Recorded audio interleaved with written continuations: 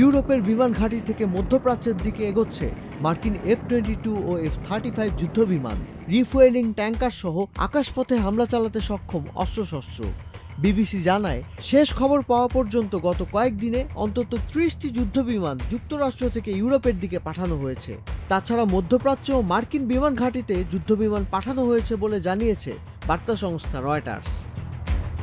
সাধারণত মিত্র দেশের বিমান ঘাঁটি থেকে কোথাও হামলা চালাতে হলে যুক্তরাষ্ট্র আনুষ্ঠানিকভাবে আগেই অনুমতি নিয়ে নেয়, কিন্তু বিবিসি জানিয়েছে ইরানে হামলা চালানোর জন্য আপাতত ডিয়েগো গার্সিয়া ও সাইপ্রাসের যুক্তরাজ্যের বিমান ঘাঁটি ব্যবহারের জন্য আপাতত আবেদন জানায়নি ট্রাম্প প্রশাসন।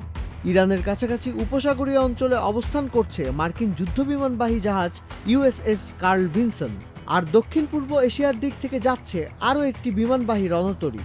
অর্থাৎ আকাশপথে ও সমুদ্রপথে ইরানকে চাপে রাখার প্রস্তুতি নিয়ে নিচ্ছে যুক্তরাষ্ট্র। জুন মাসের শুরুতে এক মার্কিন কর্মকর্তা জানিয়েছিলেন, এ অঞ্চলে প্রায় 40,000 মার্কিন সেনা নিয়োজিত ছিল।